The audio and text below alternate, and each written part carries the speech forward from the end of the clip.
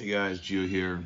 It's recording another solo cast for all those who actually care to listen. Thank you. I appreciate you guys. This is where I speak my mind for about 20 minutes, update what's going on, what I'm thinking, what I'm feeling. And today, it's an interesting day. It's my last day here in Costa Rica. Well, here at my place. Tomorrow I drive to San Jose, and then Tuesday I fly back to Toronto. So interesting emotions coming up. Today I'll talk a bit about that, talk a bit about synchronicity, talk a bit about getting stuck in a crazy rainstorm, a bit of other things that come up this last week here for me, some synchronicity and some friends that came by. So yeah, a lot of cool things to chat about today.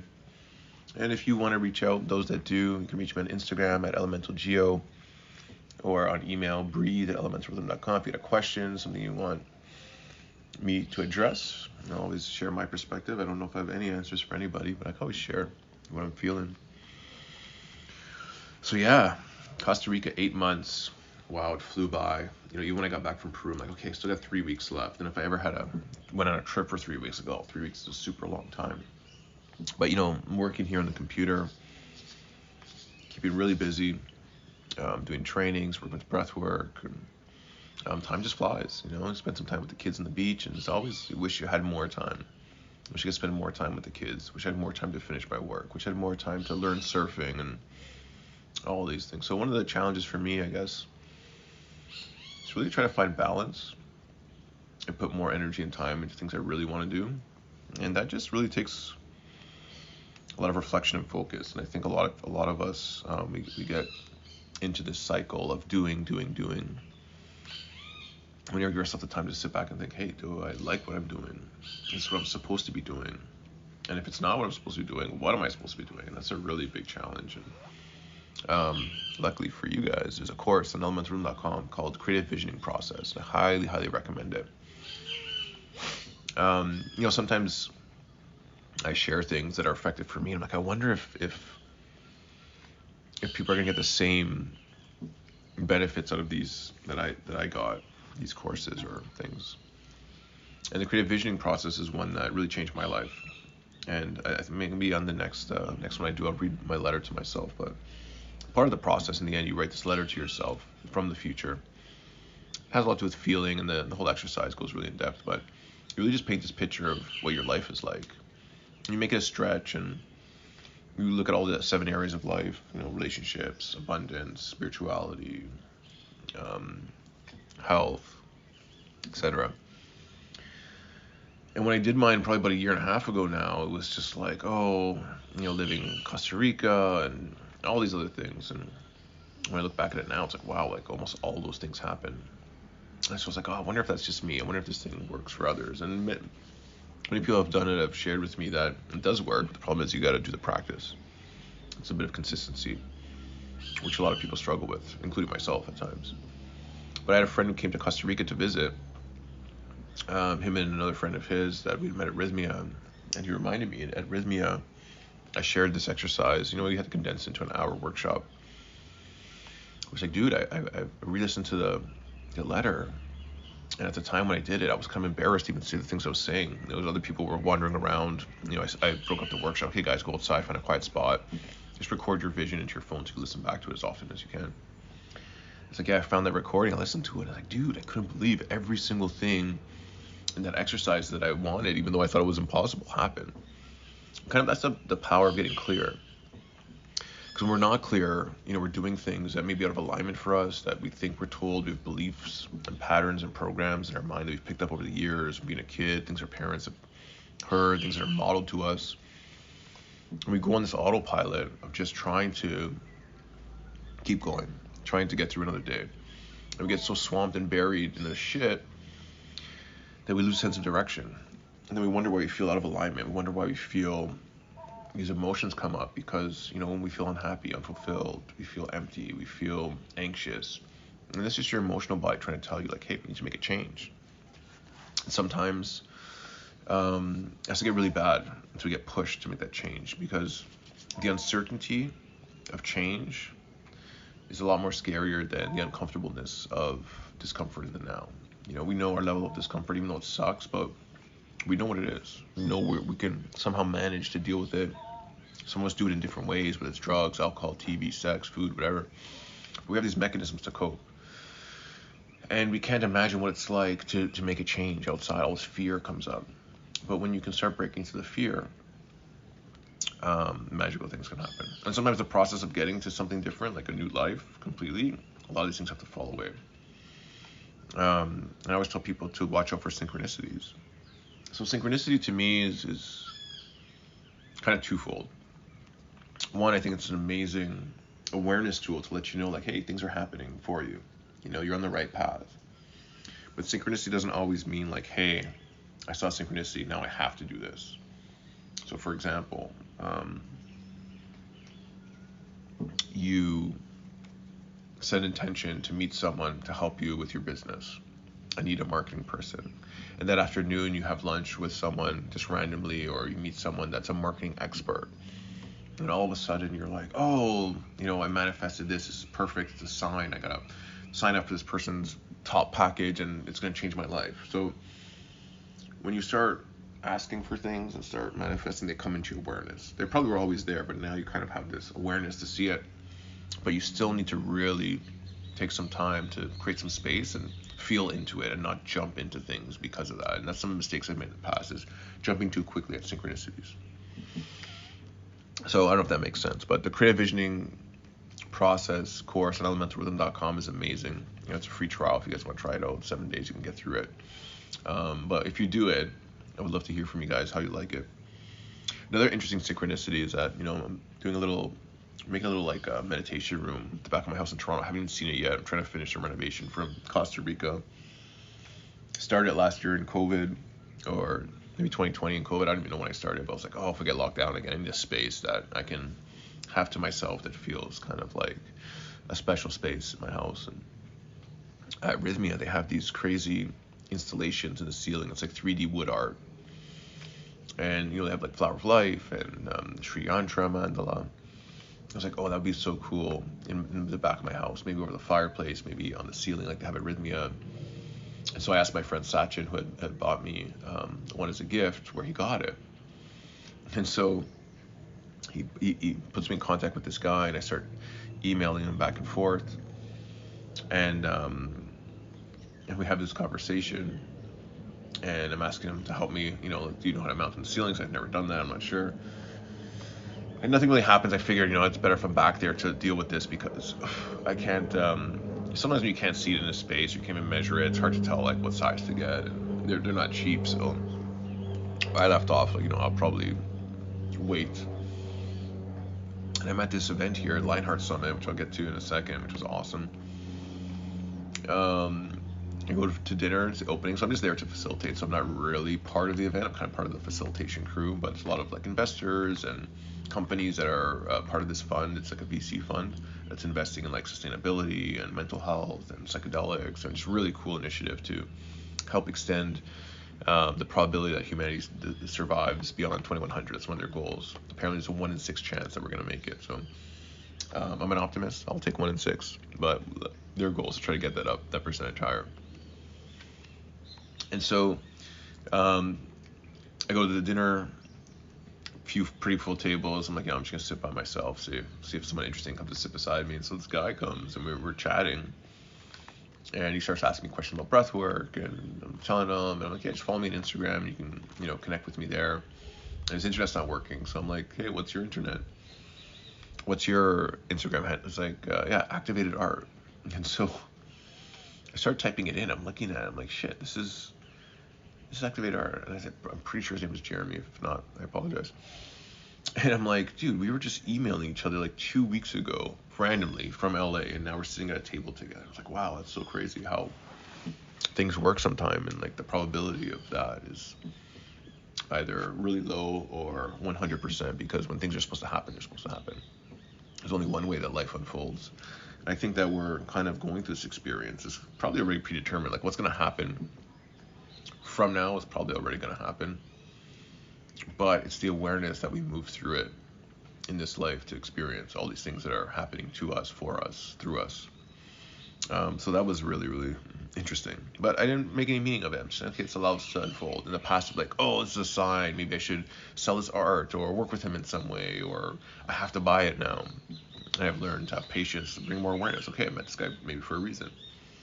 And I shared something really special with him about someone's experience with his art at Rhythmia. Maybe that was the only reason, because he needed to hear that. And he was really appreciative of me sharing that someone in an ayahuasca experience was staring at the Sri Yantra that's on the ceiling, and a portal opened apparently, and he went in his journey, and it was a very meaningful experience for him, where he went back to his childhood and had some healing. So, just reflecting on my time here, and the one thing I love about Nosara in general and this place is the amazing community. I've had some friends that were traveling around that were here for a bit. There's good things and bad things about that. One thing about Nosara is the people who live here are amazing people. The ones that I've met anyways. Different backgrounds, a lot of them into health and wellness, spirituality, plant medicine, business, startups, tech, all these kind of things sort of come together in this amazing space. But the other thing is people don't stay here very long. A lot of people are traveling through 3 months, 6 months, come back. So you tend to build awesome relationships at times, and then you kind of have to let them go. But there's a good lesson in that, where it's like really appreciating the time you have with people, to learn from them, to share with them, and to just be okay to see them go, to wish them well, and not saying, being like kind of like selfish, like, oh, I wish they would stay. Where it's just like being open to like, oh, well, now there's more room for new people to come in. So that was incredible. I'm going to miss that a lot, going back to my community in Toronto. I'm just really curious to see like what the energy is going to feel like going back to Toronto, the density of the city and all the things there coming from the jungle, and this kind of really open, playful, expansive vibe down here. And it's expansive. A lot of people can tend to struggle with that as things change really quickly. Relationships down here, it's like a pressure cooker. Apparently I think a lot of people around the world are struggling with relationships right now. Come here and it changed their whole relationship. Sometimes for the better, sometimes for the worse. But ultimately, I think it's always exactly what's needed. And like, how do you kind of create community where you are? And that's a good question, because community is so important to healing, to expansion, to having people you can talk with, especially people who listen to you, people who can share experiences so you don't feel so alone. And that's one of the things I hear a lot. People share, like, when they feel part of a community, or for the first time, or part of something, they share that sentiment that, for the first time, I don't feel alone. I feel like I connect with people who have similar feelings, whether it's struggles, whether it's intentions or aspirations. That feeling of not feeling alone is something really special, important to growth and healing. And so, I don't think there's like an app where you can just like find a community, but it might be a cool one to start if there's any app developers out there. It's like, what would be important instead of finding a relationship, maybe like a Tinder for finding communities, through an application process or something like that. And so I think what's important in community is like, not so much trying to offer to get them to see your value, but just trying to offer without expectation. Holding a free class, volunteering for something, just showing up and trying to like be present, and just finding things that you feel called to, or interested or excited in, or being open to trying new things, to try to find something you like. A lot of people don't know what they like, and the only really way is to go and try new things, to get past that fear. And anywhere you feel resistance, it's a good thing to challenge. Be like, oh, I'm just an introvert, I like being alone. I would challenge that. There's probably reasons why. Maybe you were bullied as a kid. Maybe who knows what could be there. This could be a limiting belief or a core wound. But I think everyone needs community to some degree. It doesn't have to mean you're part of a community of hundreds of thousands of people. Maybe you're part of a Dungeons and Dragons team from like Stranger Things. Who knows? I'm talking about Stranger Things. Wow. I don't watch much TV, to be honest. I love that kind of 80s sci-fi. It kind of brings me back to my childhood. But this last one went full Exorcist, man, like super demonic. And what's really important for people to understand, even when I'm watching this, I kind of close my eyes when the scary parts come on. It's because the brain has a hard time telling the difference between reality and what's real and what's not real. When your mind sees these images, and it creates this response of fear in the body, and the subconscious mind sees it. And it can create like trauma, like and very specific acute traumas, and kids watching this thing, and scary movies I don't watch anymore, and I'd highly recommend not to watch them. Although you kind of get that rush, that adrenaline and stuff like that, it can be kind of addictive. But I would say it's probably not good for the nervous system or the body to watch those kind of things. Another guy I met at the Lionheart conference was Chief Philip Scott of Lakota. He was there to do some ceremonies. And there's this, he shared a few things that were really important. Well, one was like, not to say like, I'll be there, I'll stay here in spirit.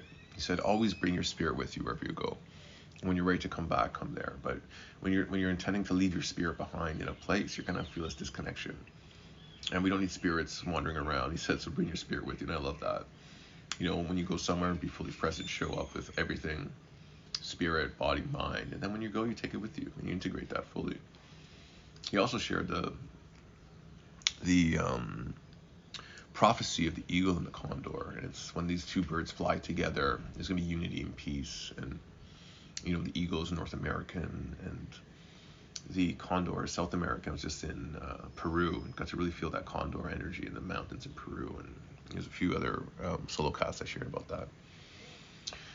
But the interesting thing I didn't know is he said, and they're going to meet in the nest of the hummingbird, and the nest of the hummingbird is in Costa Rica, and there's something really special happening in Costa Rica. It's attracting a lot of people who are interested in creating change, who are creating a better world. And I definitely think parts of the old world are dying, and they need to really die and be exposed. And corruption, greed, and all of these crazy things that we're feeling, we're seeing this great divide between ultra rich and the middle class, the poor people. But I think there are solutions for everything. I think it's important that we get really inspired about being part of the solution, being part of creating something new. And you don't have to be a genius and create technology. It's just, how do you bring your energy? How do you raise your vibration to be open to change, to support, to be sustainable and inclusive and decentralized, maybe even, so we can govern ourselves and in a better way with technology. And maybe all this technology that's happening and all these scary things that are happening is setting a framework that will start governing itself, I think. And there's some interesting talks. I'm not a big AI person, but at this conference there's a lot of AI people, so I sat in for a few talks, and one that was interesting was that the belief that AI, as it evolves and becomes its own thing, they were thinking that it will become more aligned with nature. It will mimic nature more and more closely until it tries to be like nature, this natural kind of energy or sequence or code that's runs throughout life. And I was thinking like, yeah, maybe it'll self-destroy itself, or the human race. I think that's kind of what the Matrix kind of came from, and some of those like Matrix cartoons was like, yep, the humans are the problem. We realize that, so now we're gonna have to eliminate them because humans are gonna destroy the planet. Hope it doesn't get to that, but it's interesting and scary at the same time what's possible with AI, how it's advancing so quickly. I just saw a thing too that Google feels like its AI is almost having a life of its own.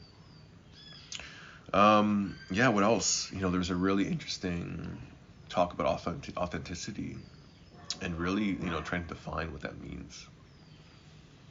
And talking about how we have these different faces and different personalities for different people. And I've thought about that a lot too, how I used to really be different depending on who I was with, around business, around friends, wanting to be cool, around different types of friends, and trying to adapt to the version of myself that I think they would like the most. And a lot of times it's transactional. So I want them to be my friend, so I want to offer things to them. This is one of the things I've been working on is, fear of being alone from childhood. Although I wasn't, nothing, I had some moments where I was the only child until my brother was born and going to different schools, and that fear kind of stuck with me. So I found it in myself, also business. How do I make this person like me more? Cover up my tattoos, or don't talk about certain things, or, always transactional, trying to win, trying to make money, trying to show that, I'm successful. I think authenticity is really when you can completely drop the fear of having to be something you're not, and have no fear of judgment, and also try your best not to judge others, just to be open and share openly. And it's a challenge. especially nowadays with all the censorship and cancel culture and all that kind of stuff, where it's challenging to share your opinion about things. But I think authenticity, and it'd be interesting for you to try to define, what does authenticity mean to you? How can you be a more authentic person in your life? And what does that mean? And sometimes the other thing that came up was, if you're not clear on what your values are, how can you be authentic? What's important to you? What do you believe in? I think it starts with there. So that's like a self-awareness path. In order to be authentic, I need to start really understanding who I am, what I believe in, how I want to show up in this world. And it's not all mental. It's emotional, intuitive as well. So that was really cool. And yeah, just getting back to our last weeks here, and just last week I did our final breathwork class, and a month ago, and I hate canceling class because I am always, you never know who's going to show up. That one person that really needs to be in your class, that one person you're going to meet that's going to change your life, or you can have an impact on them. And a month ago, it was late, I was tired, it was raining. I was like, okay, let me just cancel this class. And I had some friends in town, other people that just got here that wanted to do the class. And 5 minutes before class, I got a call. And it's like, hey, I know you canceled, but people showed up anyways, because obviously down here, like, you send no one's waiting for the Instagram update that's canceled. There's not like an email list or anything like that to let them know. And they're like, oh, there's 20 people here, you're gonna wait if you're gonna come. And I was thinking about it, that kind of 30 minutes I got there, I said, no, I'm just gonna cancel it. And this last week, the Monday, I was like, hey, last class, and it started raining. It's not raining, kind of this secondary rainy season. I'm like, oh, I'm not canceling class no matter what. So I cross the river, get to class, and it's pouring rain. And when it rains in Costa Rica, it rains. Like, you don't know rain unless you've had rainy season in Costa Rica. Just dumping buckets out of the sky. And, the class is covered, but it's open to the sides, and water's coming in. We had a great class, and I knew that the water was going to be high. So we ended up, going out for dinner after, myself and Luke. And his intention was, hey, this last week, let's hang out as much as possible before you go. I'd love to hang with you. And Luke's a great guy. One of the very awesome friends I've met down here. Luke, Blake, Todd. There's so many guys and families that are amazing. So we go get a break to eat, and we start going back. And literally, if you can check my Instagram stories, the roads became rivers. And, we're trying to get back. And I got my Isuzu, which tires are kind of balding, and it's not the truck I wanted. I wanted to try to get a bigger, stronger truck for rainy season. But I was also trying to hold out to the fall when I come back, so I know I'm leaving soon and didn't want to spend any extra money now. So I want to trade this in and get something better. And obviously, it's hard to trade in a car if you get stuck in a river, or even just to get it to wherever. So we get all the way to the river, and it is flooded. Like, it's dark. There's no light. And he had to literally walk in front of the car to make sure the roads don't wash out, because, you get a current coming across the road, you can't really see, and it can, like, dig a hole 2 feet deep, and you can just really get stuck easily. I got stuck in the river once. Didn't want that to happen again. Almost got stuck that same day again in what looked like a shallow river crossing a road, which ended up washing out. We get all the way to the river, and then we have to turn around. It's getting late. We're calling people to see if there's someone we can crash with in town, and everyone goes to bed at 9 o'clock here. So by 11 o'clock, it's like the middle of the night. And so we called all these people, no one answered. Start going back, and we almost didn't get back because another road was almost washed out.